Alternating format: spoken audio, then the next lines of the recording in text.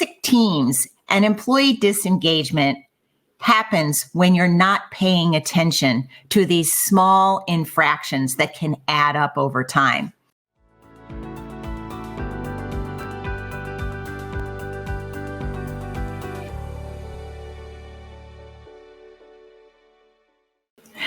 Hello, everyone. It's Lisa Nirell. Welcome to the Mindful Marketer Life Streams.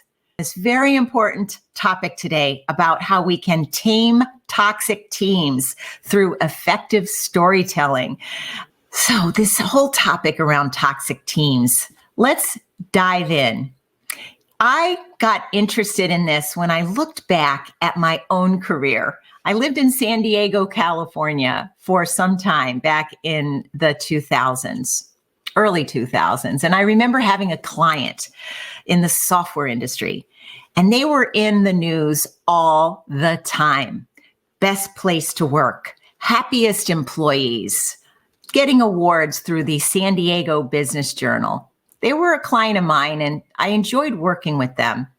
But something really bothered me. For a best places to work that said in the lobby, our employees are our greatest asset, why in the parking lot did they have 2 reserved parking spaces just for their CEO and their CFO? Were they better or more important than their employees?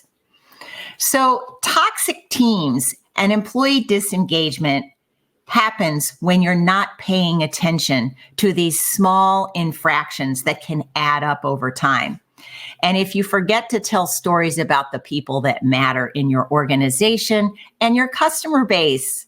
So that's why today we are really excited to have Karen Eber with us, because she knows that what people value the most is they want to be seen and they want to have a sense of belonging. And they want to get along with their immediate supervisor. We saw this when we interviewed David Allison of Value Graphics, who has brought together over 500,000 studies to find out what do people in the United States care about. Steph, you might show that briefly to see belonging, family, and relationships matter. And with 8.1 million jobs still open in the United States, you would be amazed at how many open jobs there are now for senior marketing leaders that are left unfilled. And the number of CMOs I know who are actively looking for jobs because they're not getting their needs and values met at their current jobs. So before we bring Karen on camera, let's see a clip from her acclaimed TED Talk.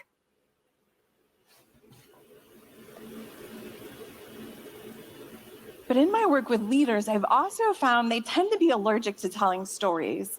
They're not sure where to find them, or they're not sure how to tell them, or they think they have to present data and that there's just not room to tell story. And that's where I want to focus today, because storytelling and data is actually not this either or. It's an and. They actually create this power ballad that connects you to information differently. Oh, so well said from Karen Eber, who has worked at companies such as GE, Deloitte, and HP as Chief Culture Officer, Chief Learning Officer, and Chief Storyteller. So let's welcome Karen Eber. How are you today, Karen? I am great, Lisa. Thank you for having me. So where does this find you today? I am happy it's Friday. No one is ever unhappy it's Friday. I am in Atlanta and we are having beautiful weather today. So it's finding me pretty well today. Now it's the same here in Virginia. And wow, what a lineup of people we have today, Karen. We have Adam, we have Elizabeth, we have Amanda joining us. We have Todd from New York City here in the house. We got Mario. Oh my gosh, we have so many comments coming in. Hi, Mario. And let's talk for a moment about why people are so afraid to weave stories into their day-to-day relationships and interactions. What have you found? Yeah, I think we grew up telling stories as children, and we grew up telling them to our friends and at the dinner table. But when we get into work, it's this paralyzing thing because it's vulnerable. And as I mentioned in that clip in the TED Talk, most leaders I find just don't know where they're going to get an idea for a story, or if they have that idea, how do they make it great? Or my credibility comes from all my data. I don't have room to tell this story. And so a lot of what I do in helping leaders with stories is just debunk what happens between here and here and get them to try something different, because what exists between here and here neurologically is so much more engaged and dynamic when we're using stories. Yes. And, I'm so passionate about stories. I just got back from a vacation on the big island of Hawaii.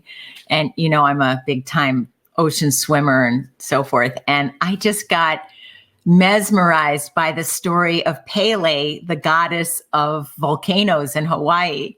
And I was so excited that I think of that story to get myself excited in the morning for work because of her strength, right? Her strength gives me strength. And so you'll see some artwork on my wall from Pele, about Pele, this amazing goddess. But so, it doesn't have to just be a story about our employees, right? Can it be a story in other aspects of life or mythology? A story can really come from any place. A great story is going to leave the person changed. Like neurologically and chemically, you are different at the end of a great story because it's engaging your senses, it's engaging your emotions, and that can come from anywhere. We go to movies and we are sitting nicely in the seat, relaxed, but our heart is racing and we're feeling like we're the character on screen through the story, or we're watching a romantic movie and getting choked up at the emotion of it. A story doesn't have to be a work story. It can be a personal story. It can be mythology. It can be about a piece of artwork. The big thing is that you put the things in place to make it a great story, to really engage the person and help them get to an outcome that you want them to have. You also studied neuroscience in great detail that led to this TED Talk that now has been viewed 1.5 million times. What were some highlights that you learned about what happens to our brains when people tell us stories? So a couple of things are happening when you're in your regular meeting. There are these two really small parts of the brain, like not much bigger than an almond, called Wernicke and Broca's area, that when you're sitting in a meeting or a lecture, that's all that's activated. And it's really words being comprehended and understood. And it's also why the moment you leave, half of what was said leaves with you.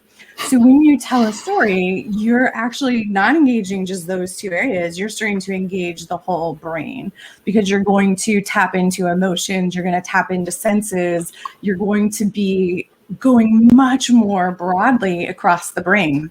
So just sheer real estate is magnified from an almond to the whole actual brain. So that alone is like reason enough to use stories of why wouldn't we want to use our whole brains for it. But as you're listening to a story, just the act of someone sharing a story and taking care to share a great story is going to cause the listener to have empathy for the person telling the story. Even if it's not a personal story, I'm going to feel more empathic to you for sharing this story, feel connected to you. And the more vulnerable you are, the more empathic you are, the more my brain is going to be bathed in oxytocin, which is that feel-good chemical, the bonding chemical that happens between mother and baby, and the chemical that we feel through actual touch and the feeling great all the time. So the more oxytocin we feel, the more trust is actually built. So telling a story is actually this neuroscience hack for establishing trust, because by being vulnerable, we get more oxytocin, we get more trust, and it literally leaves you chemically altered. The other thing that happens is that as the listener, your brain lights up the exact same way as the storytellers, as though you're having that experience. So that's why you feel like you're the main character in the movie. Your brain is like, we are doing this, let's go, which is crazy. It's like artificial reality. This is why you can listen to a story and never have that experience and wonder what you would do. Like I opened my TED Talk with this story about this woman dropping a phone down an elevator shaft. And as I'm on the stage telling it, someone in the front row went, "Oh, no," to the point where I had to tell myself, like, keep a straight face and keep going, because her brain was like, you just dropped your phone, and you could feel it. So storytelling not only going to take up more real estate, it's not only going to leave you in a chemically different spot, it's going to have you actually having your brain feeling like it has experienced the same thing, which makes you then think about, what would I do in this situation? Well said. And I need to pause for a minute because we just hit a milestone on the Mindful Marketer live stream. I think we have almost every corner of the planet being covered today. We have Liz from Los Angeles, Todd from Manhattan, Carrie from Vancouver, Canada. We have Maureen from Atlanta. We have Hardeep from Toronto. Oh my goodness. I mean, Brittany is in Northern Virginia with me. I am so happy to have all of you here with your brains fully engaged. Speaking of which, Karen, one question, and then I just heard we have someone from our audience who's going to come on camera in a moment, Samantha. Do you find in your working with tens of thousands, maybe even hundreds of thousands of leaders around the world, that these basic rules of how our brains react to stories changes? Or are these universal reactions? Yeah, I get this question a lot because the work I do is helping companies evolve and reimagine culture. And storytelling is a great way to communicate what's valued. And so in this work, as I'm working in different countries, I will often have people say, well, that's the American reaction. We might not have that. So what I love to counter is that neurologically, we are all the same. We all have the same structure, bone, chemicals, brain. And that means we have the same neurological response to stories. The difference is that we might not outwardly express our reaction the same way, and it might take a different type of story to engage the emotions of someone. Everybody's emotions are different, but our response is the same. And so as I've told stories, when I was at General Electric as a head of culture, I had 90,000 employees in 150 countries that I'm trying to shape culture for. I use stories, and no matter people's gender, their generation, their geography in the world, the stories helped connect and help them think about what to do different. Oh my goodness, that's great. Oh, we also have people joining from Spain and Italy today. I mean, this is great. It makes me want to travel even more, Karen. I want to do more travel this summer. Anyway, if you don't mind, let's listen to our question from Samantha joining us from Martha's Vineyard in Massachusetts, USA. Here I am. Hi, Karen and Lisa. Great discussion so far. Really enjoying you. I had a question, which was, when we're choosing stories, I wanted to know, when should we take a story that's kind of like a general story, like maybe something I read in a book about the founding of Apple, or someone else's story about, that happened in their workplace, versus when I should tell a personal story from my life? Yeah, thanks, Samantha. It's a great question. There's a couple of things in play. The first is the goal of a story is really to take your audience to a specific outcome. So before you even pick the idea, you want to think of your audience and think, what is it I want them to know, think, or do different? You then get anchored on that outcome. You can then think, what is this idea I'm building, and what's the best way to get there? Another neurological hack is that our brains are inherently lazy. Like, they want to go through the day the exact same way as yesterday for survival and spend as few calories as possible, because that means survival. Anytime you're having to spend energy or do something different, our brains feel like, this is dangerous, don't do that. So when you tell a story that's really common and familiar, the brain is like, oh, I've heard this. I don't have to pay attention. But and I joke about this a lot, but this is where a lot of people love to use that quote by Peter Drucker, "Culture eats strategy for breakfast." Like, great quote, but our brains just go into lazy mode. story you tell, even if it's a story that's in a book or it's a story that's personal, you want to tell it in a way where there are unexpected things and that it's going to build and release tension.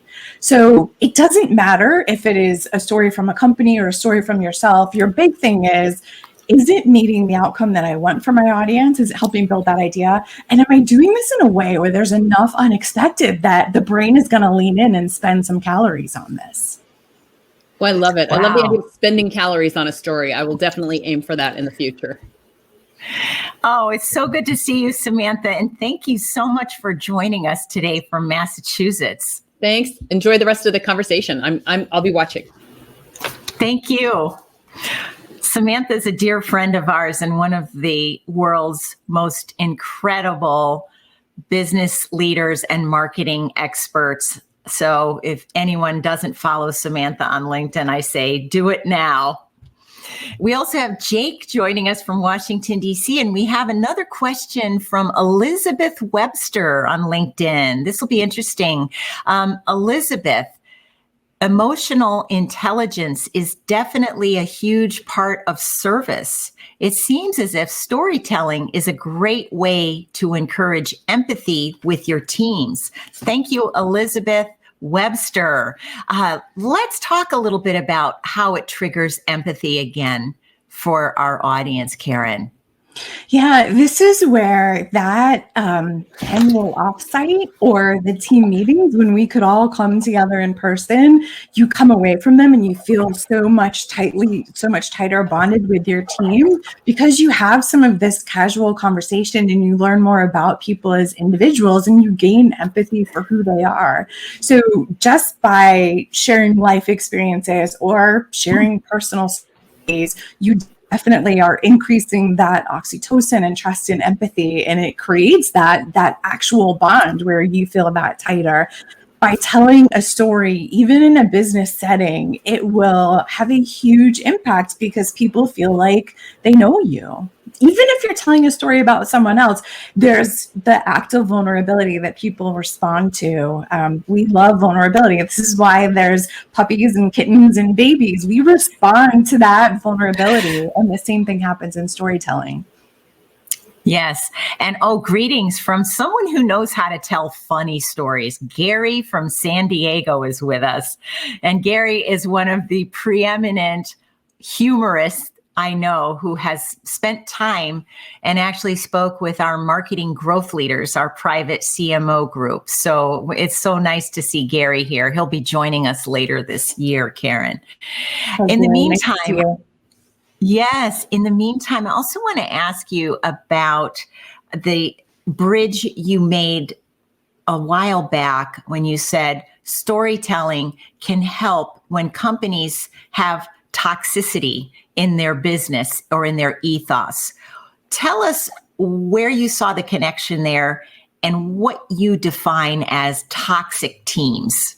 Yeah, I want to start with toxicity because our minds go to the worst leader in the worst place and awful. And really, a toxic environment is one where your values are compromised. Like you as the individual, your values are compromised. You see something that isn't working with your values. And the problem with that is that your resilience is depleted much faster when you feel like your values are in conflict with what you're seeing. And so it doesn't have to be this really awful leader and this really awful team or situation. It could just be something that feels minor, that feels toxic in moments. And so I think we're seeing and hearing a lot of this because people have had many moments over the past year, especially now as companies are figuring out how they're going to configure work going forward. There are moments where people are feeling like, oh, that's not okay. So the toxicity is really any time where you are in a situation where your values are compromised and you lose resilience, which is why we always hear this statement about we quit managers and not companies. And a story, absolutely. Yeah. A story is going to reinforce what is valued or what is discouraged. Culture is the worst behavior that you are willing to tolerate as a leader or a team. And so when you're telling a story about what is reinforced or what is discouraged, you are signaling here is what's valued. So I worked with a leader who was a great leader, really good guy. And he kept telling a terrible story that I had to work with him to stop because he did not realize what he was perpetuating. He would talk about how he set these really hard goals for his team to the point where people on his team started crying and wanted to give up. And I looked at him and said, like, why are you telling this story? Because there was a whole other piece to it that was that whole experience made him stop and go talk to them and listen. And together they put a plan in place for how they could do it. And they achieved it. And they did these amazing things. But he was only telling the front part of the story, which was jerk. Like, don't tell that story. So a lot of this is realizing, how do you focus on what you've learned and what are the things that you want to communicate that are valued? Yes, we have a question from Rasneet, and Rasneet, I see, has a photo of herself standing in front of an airplane. So a fellow pilot. So as Rasneet flies in here with this question, how can we work on developing our storytelling skills? I have a couple ideas too, but you go first. Yeah, so there's a couple of things to think about with storytelling. And the first is, you don't start with the story, you start with the audience. You get really clear on what is it that you are trying to build for your audience, what idea or what outcome. Because where storytelling often goes wrong is people tell the story they want to tell and not the story the audience needs to hear. From there, a great story is going to answer 3 questions. And the best thing to do is write out 3 sentences for each of these just to start the frame of your story. And the first is, what is the context? What is the setting and why should I even care, is the listener. The second sentence is going to be, what is the conflict? What is happening? What is that moment where something happens? There's tension. The third is, what is the outcome? And the fourth is, what is the takeaway from all of that? And so when you start to anchor on those things, your stories get tighter. You get more clear on what they are. You can then start to weave in emotion. You can start to weave in senses. You can put it in a way where you're building tension. But the most common mistakes I see are people haven't anchored on their audience and their outcome, and they haven't tried to set up a story structure. So it gets too rambled and it's hard to follow details. Yes, thanks to LinkedIn Learning, we have been inviting people to our live streams well in advance of the date. And we've noticed a lot of people are here from around the world. And I think you're touching on something very important, because one of the people in the group said, I tell stories, but I've been accused of telling stories that take too long and don't really have a good punchline. So what do you say to people who, nope, they've got plenty of stories to tell, but they just go on forever? Yeah, there's 2 parts to storytelling, right? There's building the story and telling the story. So it could be breaking down because you haven't built the story, and building it is what we just walked through, where you're getting clear on your audience and you're anchoring on the points and you're making sure each thing earns its place. There was a movie that came out a couple years ago, La La Land, by the director Damien Chazelle. And he talks about that in this musical, he cut every musical number.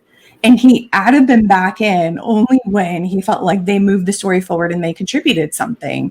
And so the act of building a story means that you make sure that what you are adding into the story moves the story forward, which means you can't necessarily do it 2 minutes before a meeting starts. You need to give space to be able to work on that. So part of it is building the story and making sure that what you are putting in moves it forward. The second is, you then have to practice the story. You know that a story is great when you get the chance to try it on people and you see what works and what comes out smoothly and where you are struggling a bit. And practicing the story that you have built will allow for you to move forward and make sure your stories are tighter. Yes, and thank goodness for technology right now. I want to recommend 2 things to people who may have plenty of stories to tell, but they're not practicing them. Number 1, go buy an audio transcription tool and put it on your mobile device and your computer. I love otter.ai. And when I'm walking in the woods, I get very inspired. or I'm out in just hanging out in nature. And that's where I start to record some of my stories that then get transcribed into a Word document. So I can go back and read them and rehearse them when no one's watching. And then the other thing you can do is if you have a web recording system like Zoom or GoToMeeting or Microsoft Teams, then use that and record your own self and see, okay, how's my story coming across? Is it taking a minute and a half or is it taking 15 minutes? And how do I make it so that it's cogent and it covers those key areas that Karen already had touched on?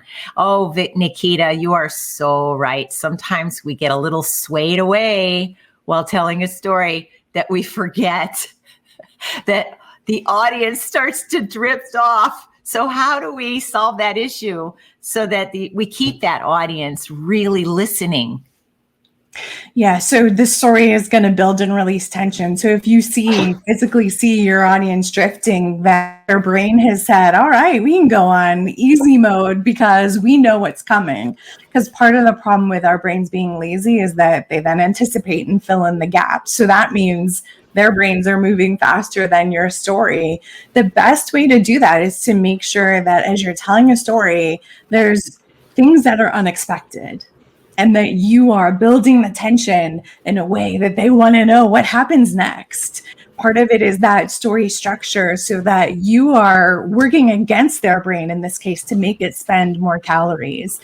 Where it tends to go off is often where there's details that haven't earned its place, or you haven't practiced the story enough, and in the moment you start rambling. Yes. Oh, rambling is scary.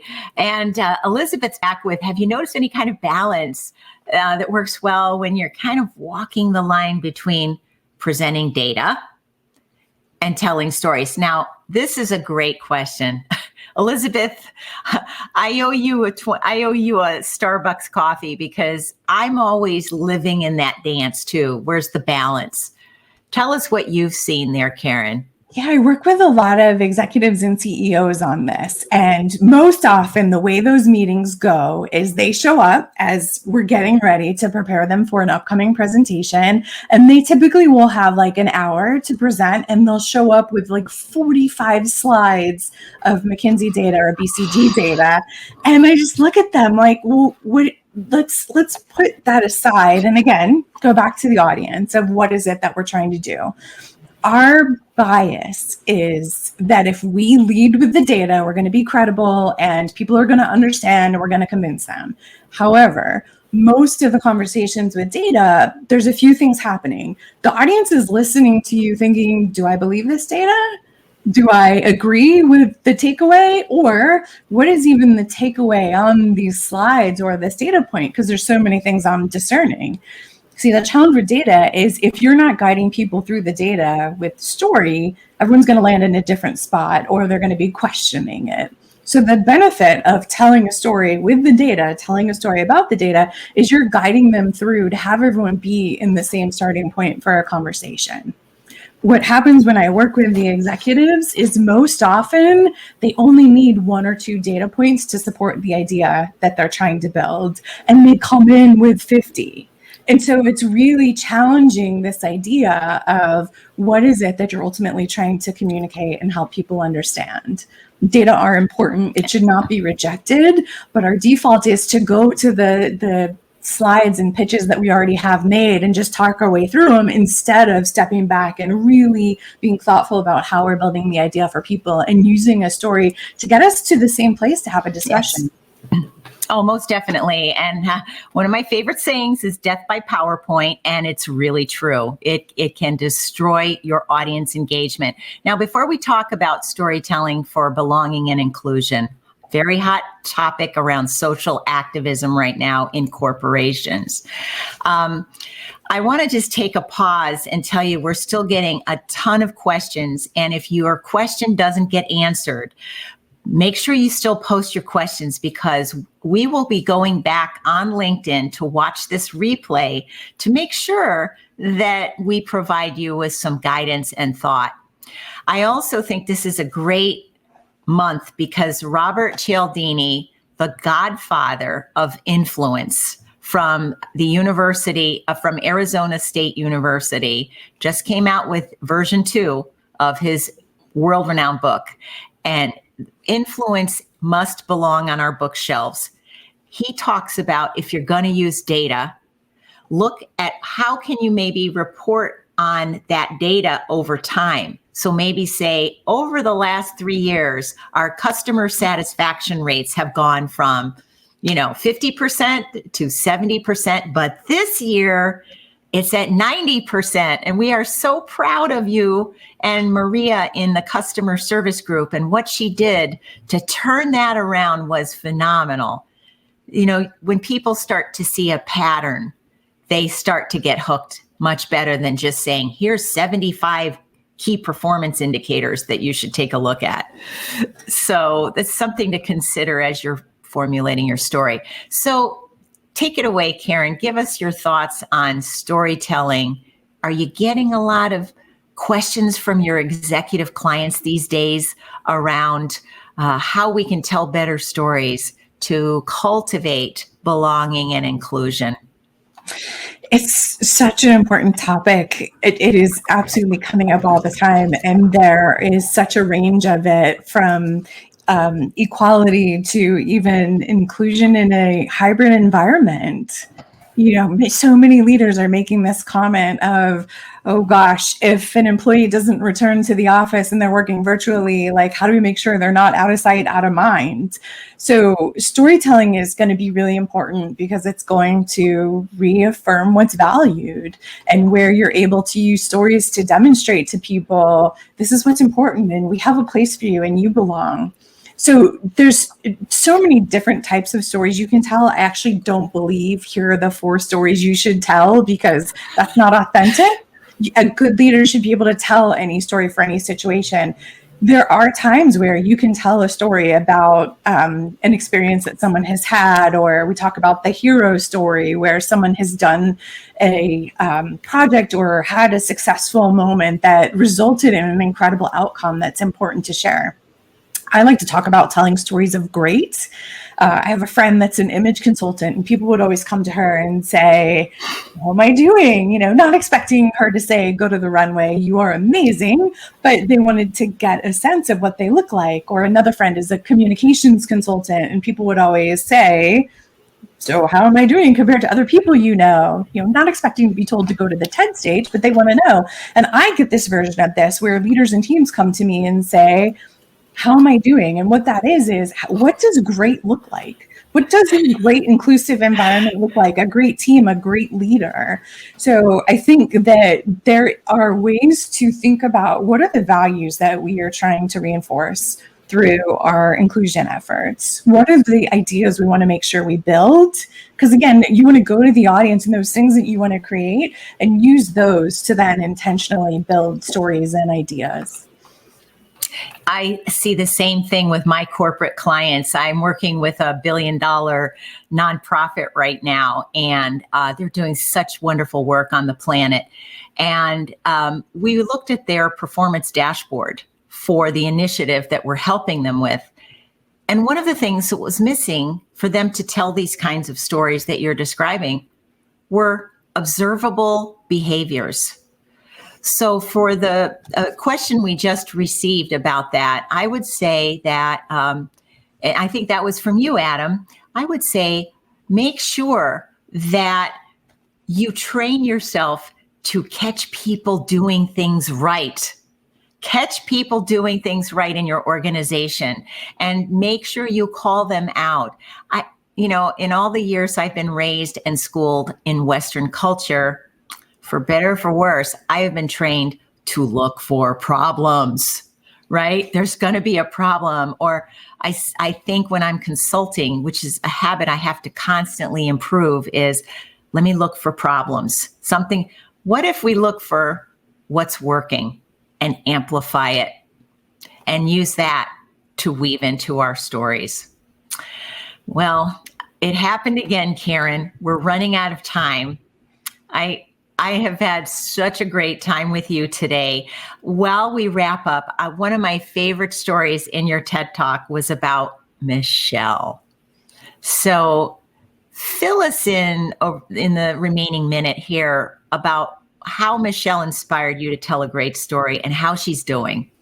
Yeah, the very quick version, if you haven't seen this, is that Brianna is a counselor in a university and is talking about how they engage with students. And she tells this story of Michelle, who is a student with autism, which was really difficult for her to admit because of the stigmas. And she tells the story of how Michelle ultimately built a relationship with her advisor and became thriving in the university. And of course, the twist at the end of the story is that Michelle is actually Brianna's daughter. Michelle is actually doing amazing. She still has straight A's in university. And what has happened as a result of the work that Brianna did, putting attention on how do we create an inclusive environment for students of all abilities, the entire advising department now approaches all of their students differently, starting with conversations about how they prefer to communicate and asking questions different, and have prepared the advisors to be able to engage people with all abilities, which is huge for students with autism that have been struggling and have fallen through the cracks before. So it's an amazing success story of what can happen when we're empathic and we think different. The reason I included that in this story is I was trying to mirror why data and storytelling is an and. Because in this case, as Brianna went forward to her leadership and was talking about the problems, she only needed a couple of pieces of data to help them tap into the story and realize that they could not look past the data and the information they already had. So it just was a really gripping illustration and had all the great components of story. And I'm just so proud of both of them and happy to see how well Michelle is doing. Yay to Michelle. Yeah. I love those kinds of stories. And yes, that is also our role as leaders, especially all of you in sales or marketing. We have a lot of sales and marketing people, Karen, who signed up for this session today. Remember that data and stories need to work really hand in glove, and together they can be really, really powerful. So we're really so happy you were here today, Karen. And I encourage all of you, please go watch this great TED Talk from Karen. Be one of the 1.5 million people who just loved it, because it is so compelling and it's chock full of data, stories, people who will open your heart. And I know it'll be fun. So Karen, please come back and see us again here in the Mindful Marketer live stream. You are such a delight. And I love working with you in our mastermind group as well. Likewise. Thank you for having me. Excellent. Thank you, Karen. Wow. We got so many questions we were not able to get to today. I love LinkedIn and I partner with LinkedIn Learning. We will get to your questions. So make sure that if you haven't visited my LinkedIn Learning courses, feel free to go out and see those as well. And put your questions and comments here, as we do take time to get back to you. Be sure to follow Karen and myself as well, so you'll be ready for our next session. So my friends, until then, thank you for being part of my story of helping marketers create greater lives, better lives, and more sustainable companies. You're part of my life now. Stay healthy, get vaccinated, and have a great weekend.